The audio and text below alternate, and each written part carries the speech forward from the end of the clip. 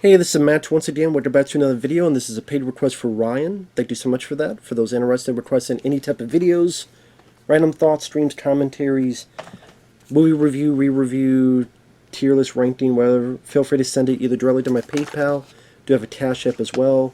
Links are down below in the info box, and I will get to it as soon as I possibly can. And for those who sent them, thank you. I do appreciate it. And Ryan wanted me to look at the 1960 film Purple Noon. Now, what's funny about this is I got a request from another person for the talented Mr. Ripley from 1999. And this came around the same time, so from two different people, and they're both based on the same novel from 1955. So I just thought that was kind of funny that, again, weird, crazy timing for both of them come in at the same time. Now, this one is a French film starring Alain Delon, which, to be honest, I know he was a famous French actor, but I wasn't too familiar with him. Because, to be honest, I don't watch a lot of French films. And I had seen the talented Mr. Ripley first before this, and then looked up info. Oh, okay, it's going to be a similar plot, and it is a similar plot. And maybe it's not fair to this movie, but I just gotta be honest. I just found this film much less interesting than The Talented Mr. Ripley. And again, I know it's not fair because this came out first, but it's just that as I'm watching it, because the story is somewhat familiar because I saw the other film, so I kind of knew where it was going. For what I understand, Alain Delon, the way he plays it is more like the book. But to be honest, I found the way Matt Damon played the character much more interesting because that's more of it felt like there's a bit more depth to the character, and he has a bit more of this self-esteem issues, and he wants to be a somebody, not a nobody, and there's all this stuff running in his head, while here, he's just much more of this manipulator, sociopathic manipulator. Which can work, don't get me wrong. It's just, again, because I just seen The Talented Mr. Ripley, literally the day before this, that I thought that just a bit more of an intriguing character study. That was just more, made me more, pulled me more into the story. I guess that makes sense. If that makes sense. And I just couldn't help but compare. I know that's not fair, but in that one, you saw how Ripley was before all this, and then get hired by the dad. Here, he's already in the other guy's life. So here's not called Dickie, he's called Philip or Philippe. But he's already in Italy to bring this guy back because the father wants him to do it. So he's already there. So we don't see how this lead guy initially was before all this and getting the job and then beating this guy and how he gets into this group. He's already there. So for me, it felt like we're missing some stuff, some important stuff, how this all started. So it's one thing I like that the Matt Damon one did, I thought, better. But, he has a scene where he tries out the clothes.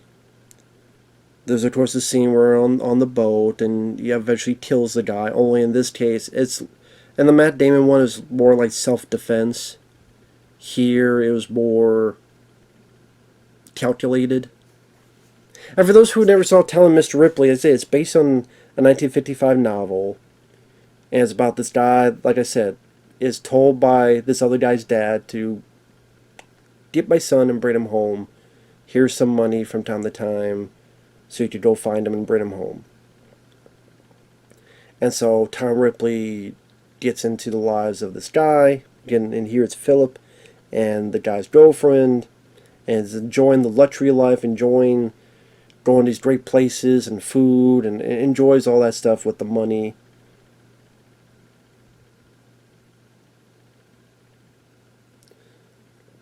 Until eventually he calculates his way to take over this guy's life, to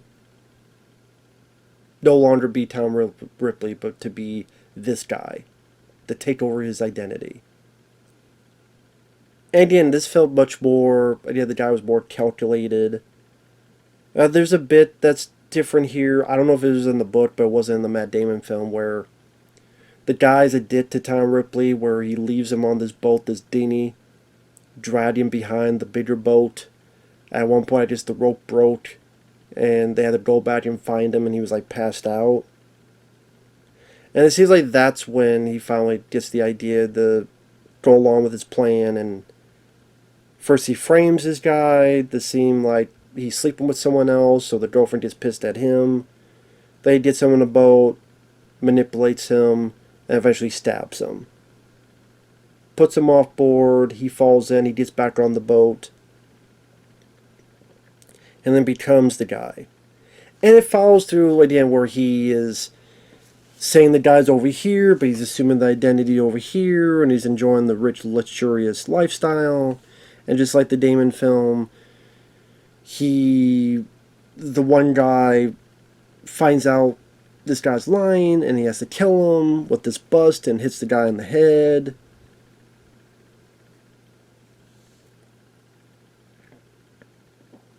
Only in this one, again, maybe this is more like the book, I don't know. The girlfriend of, it was Jude Law, played by Gwyneth Paltrow in Matt Damon one. The girlfriend still kind of likes Tom Ripley, and even after it, like she's with him, but then she's kind of emotionless, trying to go along with it, but she's still going along with it. And I don't know, it doesn't seem like she really ever thinks Tom Ripley did anything. And that's what I mean, like, it just felt like a less interesting story, wherein the Matt Damon one is, oh, Gwyneth Paltrow knows, so is he going to kill Gwyneth Paltrow? Is Paltrow, okay, going to tell? Is people going to believe her? Oh, wait, people's not going to believe her because of the history of this other guy. Here, it's literally just the boat is found, and by happenstance, the body of Philippe, whatever his name is, was mixed up in the ropes and dragged along. And so they go, oh, well, the guy must have been lying because there's the body there. And then literally the cops, they get this idea, hey, tell him he needs to take a phone call. So this girl goes, oh, sir, there's a phone call for you. So then he's like happy, thinking he got away with it. He gets up, Alain Delon walks towards the Canberra past, and then the end. The idea being, oh, they're going to grab him, they're going to arrest him, and so he doesn't get away with it. There's no satisfaction where he's caught and he's trying to explain himself, or there's none of that.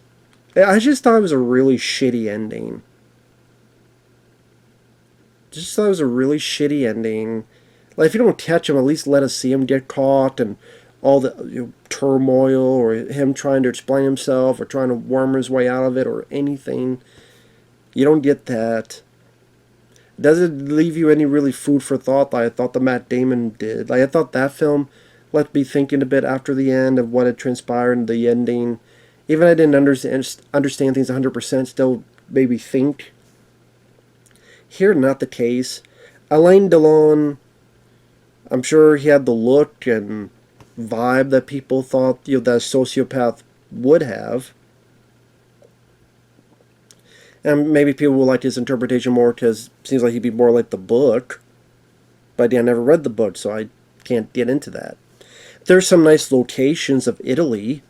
Some really beautiful locations showing the backdrop of Italy. So I do appreciate that.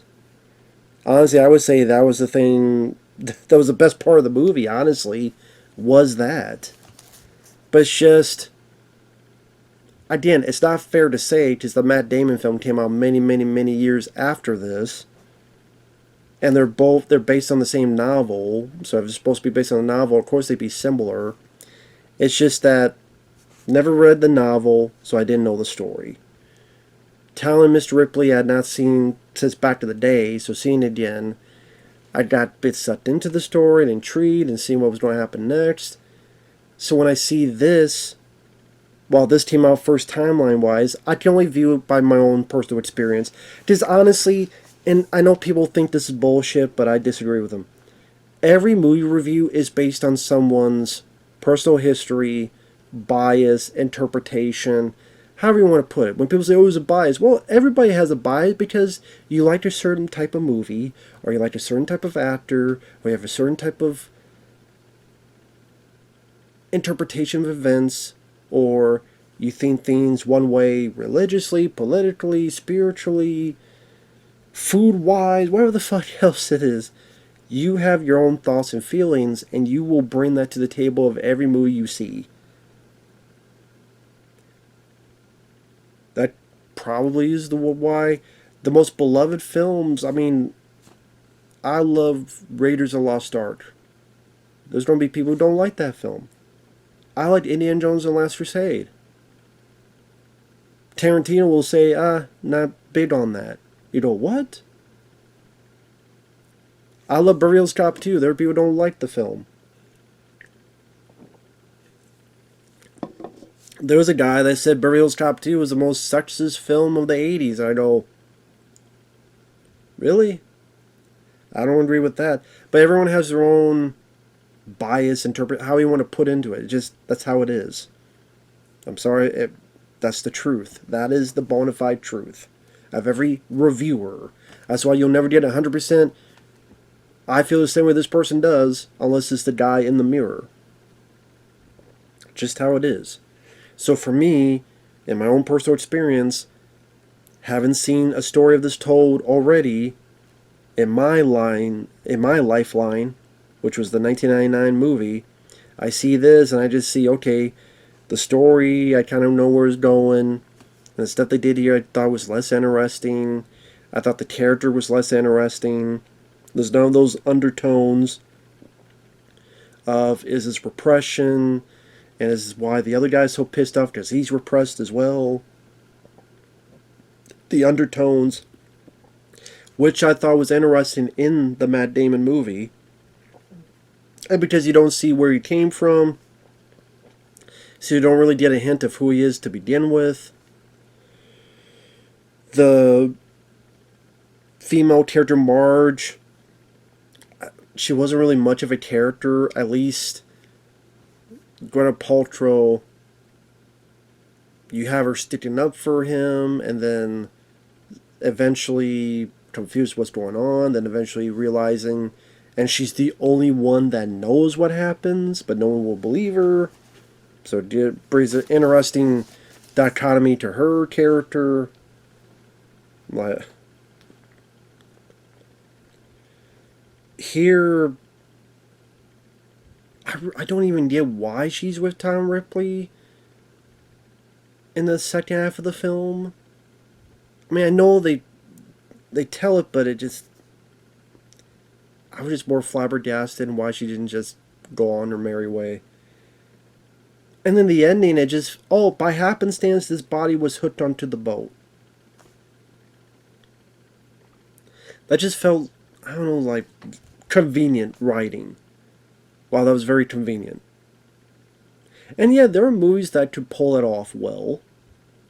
Oh, thankfully this happened, and this happens, and we get to the ending of our movie, or the third act of our movie. I get there. There are many films. But here, maybe because I wasn't that invested in with the rest of the movie, and I'm just sitting there going, I just saw what I thought was a better version of this, that I enjoyed more, that I got more out of, so I'm not that invested in this. So this just annoyed me more than it usually would have. I don't know. So this wasn't for me. So sorry to Ryan if you enjoyed the film. Alain Delon, I don't have issues with him. Although he seems like the type of guy that would be better playing, I keep wanting to say Dicky, the Jude Law, but Philip, it seemed like he would fit more with him. Like that guy that, people would gravitate and want to be him.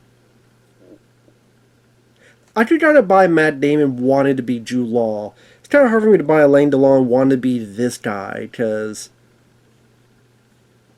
I don't know. It seemed like he was commanding the room more than this other guy that he. But to be fair, this was, it felt more of he wants the money. To be fair, this is more of I want this guy's money. So even me saying that, that's more of how it was in the Matt Damon film. He wants to be this guy. So this is just I want the guy's money, and that's why that just made these less interesting.